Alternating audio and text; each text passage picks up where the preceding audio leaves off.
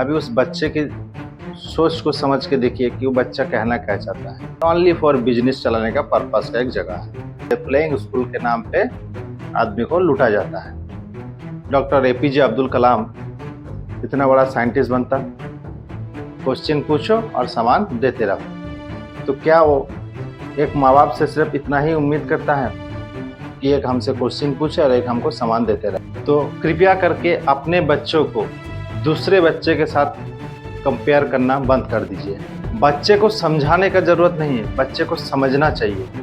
वो आपका प्रोजेक्ट नहीं है जो आपको 4 साल 10 साल के अंदर उसको ख़त्म करना है। शायद आपको परवरिश का चिंता करने का कोई ज़रूरत नहीं पड़ेगा। नमस्कार दोस्तों, मैं सौरभ नाली और आप सभी का स्वागत है सौरभ इंस्पायर लाइफ में। दोस्तों, अगर आपके बच्चे स्कूल जाने लायक हो गया तो अभी वो शायद स्कूल जाना शुरू कर दिया है। और बच्चे जब स्कूल से घर आते हैं तब माँ बच्चे से पूछने लगता है कि तुम्हारा मार्क्स इतना कम क्यों आया। वो शर्मा जी का बेटे को देखो 25 में 25 आया तो तुम्हारा 24 क्यों आया। किसी दूसरे लड़के के साथ कंपैरिजन करने लगता है कि वो पढ़ाई में इतना अच्छा है, तुम इतना कमज़ोर क्यों हो, तुम पढ़ाई में क्यों ध्यान नहीं देते हो।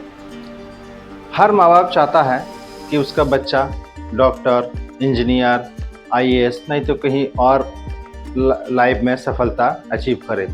और ये काफ़ी हद तक सही भी है, क्योंकि हर माँ बाप चाहती है कि उसका बच्चा जो है एक सफल ज़िंदगी मिले, एक सक्सेसफुल लाइफ मिले, उसका लाइफ अच्छे से बीते। लेकिन क्या आपने कभी सोच के देखे हैं कि वो बच्चे क्या चाहता है?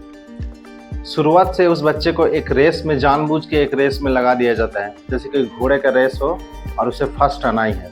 100 लड़का अगर है, 10-20-100 लड़का अगर है तो 100 लड़का तो फर्स्ट, सारा के सारा फर्स्ट तो आ नहीं सकते, कोई एक ही आएगा। लेकिन उस 100 माँ बाप उस 100 लड़के को ऐसे ट्रीट करता है कि तुम्ही को फर्स्ट आना है। नहीं, कैसे आ पाएगा? फर्स्ट एक ही आता है तो 100 जन कैसे आएगा? भीड़ में ऐसे लगा दिया जाता है कि ना तुम्ही को फर्स्ट आना है। कभी उस बच्चे की सोच को समझ के देखिए कि वो बच्चा कहना क्या चाहता है। 4 साल 5 साल के बच्चे को स्कूल में दाखिला कर दिया जाता है कि पढ़ाई करेगा। उसको इस दुनिया के बारे में, पढ़ाई के बारे में कुछ अभी पता ही नहीं। उसको अभी माँ बाप का प्यार चाहिए, उसको खेल कूद चाहिए ना। उसको ढकेल दिया जाता है एक ऐसी स्कूल नाम की एक ऐसी जगह के ऊपर जहाँ पे सिर्फ और सिर्फ 5 साल 6 साल के बच्चे को यही ओनली फॉर बिजनेस चलाने का पर्पस का एक जगह है, जहाँ पे मोटा मोटा किताबें, मोटा मोटा कॉफ़ी, मोटा मोटा बैग, बड़ा बड़ा पानी का बोतल दे दो, बस है, ये है, वो है। प्लेइंग स्कूल के नाम पे आदमी को लूटा जाता है और माँ बाप उसमें आराम से सहयोग देता है कि हाँ, मेरा बच्चा एक अच्छी स्कूल में पढ़ रहा है तो अच्छी लाइफ बनेगा। क्या आपने सोच के देखे हैं कि अगर अच्छी स्कूल में दाखिला कर देने से अगर बच्चे का ग्रोथ हो जाता, बच्चे अगर डेवलप्ड हो जाता, तो डॉक्टर एपीजे अब्दुल कलाम इतना बड़ा साइंटिस्ट बनता? कभी अपने इस गौर के सोच के देखिएगा कि क्या वो होता। और बाप जो है स्कूल शुरू होने से पहले अपने बच्चे को नया बैग, नया कॉफ़ी, नया शूज़, नया एक्सेसरीज जो भी है सब खरीद के दे देता है। और सैटरडे संडे आते ही बाप बेटे बेटी से पूछने लगता है कि इस सैटरडे इस संडे को कहाँ जाना है, कौन सी पार्क जाना है, कौन सी रेस्टोरेंट में खाना खाना है। कई बार रेस्टोरेंट भी सेम रहता है और रेस्टोरेंट के जाने के बाद खाना भी सेम ही रहता है, वही बटर पनीर मसाला और नान रोटी जो भी है। क्या इसी के लायक आप लोग पेरेंट्स हैं? क्या यही करने के लिए आप लोग पेरेंट्स बने हैं कि क्वेश्चन पूछो और सामान देते रहो, क्वेश्चन पूछो और सामान देते रहो?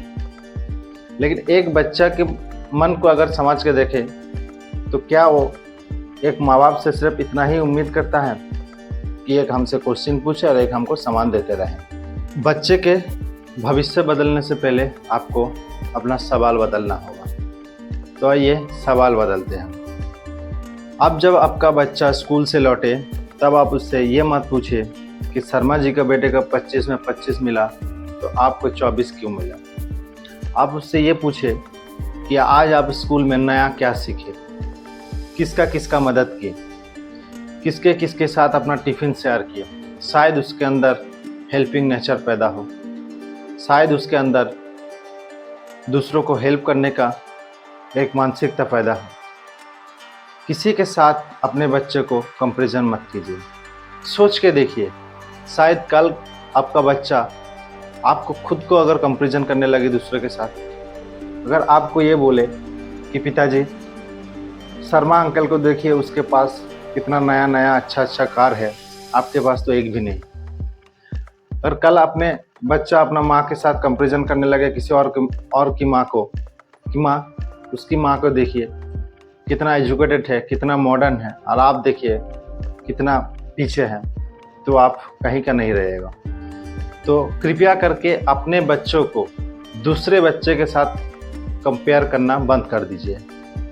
इसका कोई मूल्य नहीं रहता कि आप अपना बच्चे को दूसरा किसी के साथ कंपेयर कीजिए। हर एक बच्चा अपने में बेस्ट होता है, उसके अंदर इतना क्षमता होता है, कैचिंग पावर इतना क्षमता होता है, डाउनलोड पावर इतना क्षमता होता है कि गूगल से भी ज़्यादा। बस उसको उस चीज़ को समझने में थोड़ा टाइम लगता है। बच्चे को समझाने का ज़रूरत नहीं है, बच्चे को समझना चाहिए। वो आपका प्रोजेक्ट नहीं है जो आपको 4 साल 10 साल के अंदर उसको ख़त्म करना है, समझा बुझा के किसी तरह ख़त्म करना है। वो कोई प्रोजेक्ट नहीं है आपका जीवन का प्रोजेक्ट आपने कर लिया है। वो एक इंडिविजुअल सोल है और उसको समझाना नहीं, समझना बहुत ही ज़रूरी है। नहीं तो वो एक ऐसा गलत रास्ते चुन लेता है कि वो आगे जाके भुगतना पेरेंट्स को ही पड़ता है। तो कृपया करके अगली बार आपका बच्चा जब भी स्कूल से आए, तब उससे आप सवाल थोड़ा चेंज करके देखिए। शायद आपको परवरिश का चिंता करने का कोई ज़रूरत नहीं पड़ेगा, परवरिश अपने आप हो जाएगा। तो दोस्तों, अगर ये मैसेज आप सभी को अच्छा लगे तो मेरा इस वीडियो को लाइक, शेयर और कमेंट में ज़रूर लिखिए कि जब नेक्स्ट टाइम आपका बच्चा स्कूल से आए तो आप उससे क्या सीखे, क्या नया क्वेश्चन किए। मिलते हैं एक और नई अगली वीडियो में, तब तक के लिए गुड बाय, थैंक यू।